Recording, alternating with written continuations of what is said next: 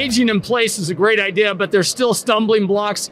Well, Michael, it looks like you with the Labrador Retriever are finding some solutions to allowing people to stay at home a little bit longer. Why don't you tell us about the Labrador Retriever? Yeah, definitely. As the name implies, the Retriever actually brings things and keeps them within reach, as well as help you carry the heavy loads. We sort of focus on those issues that start disrupting people's daily activities and cause them to be more dependent on others, and eventually, as you're saying, start considering options for leaving home. Our mission here is to make somebody more self-sufficient and give them more control. So what we're looking at is the Retriever is a fully autonomous robot. It's a heavy lifter. It can carry 25 pounds, and it autonomously goes from place to place. So, for instance, if you have a bad back or arthritis, or you're using a walker or cane and you can't carry a laundry basket, you put the basket on the Retriever. You say, Alexa, ask the robot to go to the laundry room, and the robot autonomously navigates there. Then it adjusts its height, just like it just did here, and it goes and brings items within reach. So we have two models that have different capabilities, but the core idea is that we're that extra pair of hands that lets you move things and be more active, all the way to basically being able to retrieve something. Like if my mom is getting up and she's currently in a wheelchair or a hospital bed, depending on the time of day, and the caregivers aren't there, she could ask for a cold drink or for a meal or things like that. Now, that refrigerator, is that something that you had to develop as well, or is that just a different device? It's going to be an accessory. So what we're using, this is actually going to go into pilot studies. So we take an off-the-shelf refrigerator, and currently we're just going to aftermarket add a couple motors and a radio to it, and so then the robot can control it. And what we're able to do is take the entire tray out at a time. So what that means is the mission is that the problem people have is not like the manipulation of things. Most people can do that.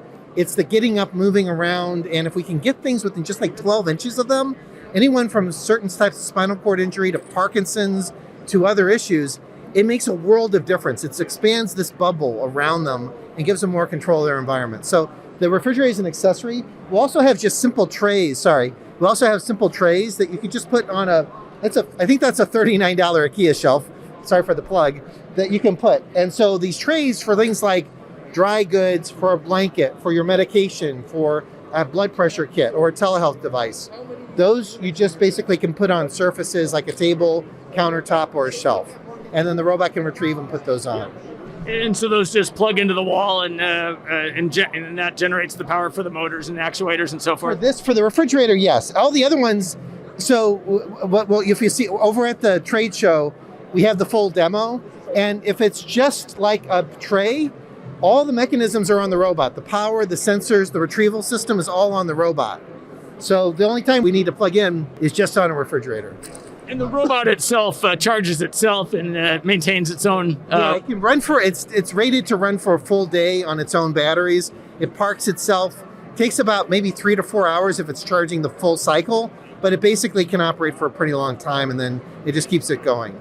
So what was the motivation for starting your company? It started with my mom, and my mom was aging, going from the point of being able to walk on her own when she started to use a cane to a walker and eventually in a wheelchair. When she was using the cane and the walker, she came to our house and was visiting with my dad for an extended time, and she started breaking things. She started dropping stuff. And my realization was her hands are becoming her extra pair of legs.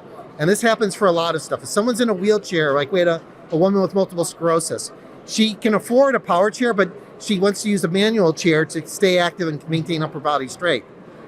Well, what does she do with her hands if she's using those as her extra pair of legs? And it just makes all those things very complicated, and down to people with arthritis or other stuff. So what my mom's pattern was, we found across all sorts of ages and all sorts of health conditions, is that something's physically disrupting their activities, and that's making folks not able to do certain things, or it's making them feel more dependent on others. And I see it being used for laundry back there and so forth. But the question is, you have to have a single-story house, right? Yeah, true. That's where the robots are right now. The idea is that for a lot of the population, we're looking at either they're on a single floor or they're spending much of their time on that floor. So even someone who may have a second floor, a lot of their activity is going to be on that main floor. And so we're going to focus on that population first, and focus on supporting those needs. Now, where are you in terms of actually deploying this in the field? So two answers to that. we've been having this in homes since February. We've almost been a year leaving this behind with folks, with all sorts of different individuals, and letting them use it on their own. Like, we didn't give them a script. There's no tests that they had to do, and we just let it operate for like 8 weeks at a time and then took it back. So we've had a lot of confidence on its ability to operate. The next level is we need to basically take it to manufacturing and bring the cost down. That's what we're starting to do right now, and we've been already engaged in the factory. We're giving ourselves a long lead time because of the supply chain issues. So we'll be doing progressive pilots, then betas, then releasing it. The initial plan is to go to full production by the second half of 2023. Beta units available earlier there, and then we have more units coming out this year for pilot studies. Now, what do you see as the business model for this in terms of who will be the purchaser? Will it be individuals or insurance companies? Or? It starts out of pocket, to be really honest. What we want to do is we're first going to focus it on sort of a couple of segments, but one is strictly people that have the means, and for the price we're charging, this makes sense for their independence. We're also going to be experimenting on the insurance side, especially with folks that may be on certain sorts of programs where there's a health provider taking care of them in their home, and can this be a tool to make that both improve the quality of care and reduce the cost? And that's where insurance would start kicking in. What's been the feedback from your users as far as, has it changed their life, or any comments? You have to watch the video, and I encourage, we're a company, I know you think we're marketing this.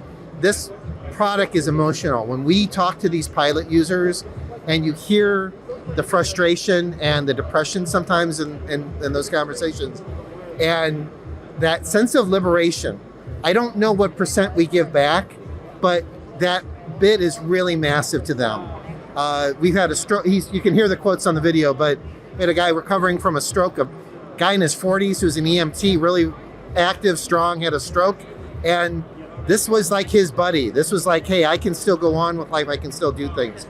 Woman, 20 years with multiple sclerosis, and just worn down by being reminded what she can't do. And so our core target is people fighting for their independence, is that they want to stay active, they want to have that control to make the choice to do things on their own. And this is it's in their words, it's a game changer for them. Well, that's a wonderful mission, and you guys come at this from experience with your background. Yeah, so I've shipped millions and millions of robots into people's homes, starting with little robots like back in the late 90s with Lego robots, launching Lego Mindstorms. If anyone has a Brava robot from iRobot, I was the original co-inventor of that product line, and then the navigation systems for Roomba today came from the startup that we were part of. So we've worked for multiple companies in different levels of taking this to market, and every time we've gone a step up in complexity, and this is sort of our most advanced level. We also have a lot of backing. We have iRobot as an investor, as well as Amazon. Folks that have a really deep background in technology are betting on us because I think they see what we think we see. Well, it seems like there could be some commercial applications for it as well, beyond just in the home. Yeah, no, this is a commercial class robot that operates on consumer electronics. It fits a weird space that a lot of people don't understand. The sensors that are in here, you could get out of other products in Best Buy and Bed Bath Beyond. And that means that we can go at very large volumes and scale up. We don't use LiDAR, we don't use these commercial grade industrial systems. Having said that, this robot is larger than some industrial robots, and it's got lifting capacity and all sorts of things. So one analogy to do is if you're buying a Roomba or like a robotic vacuum cleaner like the gentleman next door, you're probably paying $10 or $20 a month if you amortize that cost of it. If you want to go and buy a warehouse robot or a hospital robot that's for deliveries, you're looking at $1,000, $2,000, $3,000, $4,000 a month. We want to be in that spot where this is about $100 to $150 a month, and that's the pricing that we're starting with. That where this could be affordable for someone, and they're looking at their budget. That's as opposed to the cost of leaving the home and going to another solution. But do you also see it in maybe assisted living units or hotels? Right. Yeah, so we're actually already we've been engaged with that. It was a bit tricky with COVID because everyone had got shut down, and we have a National Science Foundation grant for those environments, because one of the applications is for the robot to go between spaces and provide a physical barrier, particularly for non-essential deliveries. Like, one thing when we talk about caregivers and those things, We cannot replace a caregiver. My mom relies on those wonderful people every day, twice a day, to keep her going. Robots are nowhere clear to that. No, if you see somebody saying that, run away. What we can do is take away a lot of those more mundane tasks or other things and let the caregivers really focus on the important tasks. So we're partnering. If you go to our website, we have a list of all folks that are already ready and waiting, or we've already been with, that will be looking at this both in those structured environments. Well, excellent, Michael. I'm so glad we were able to catch up. Thank you so much. And I wish you luck with this. Okay, thank you. Really appreciate it.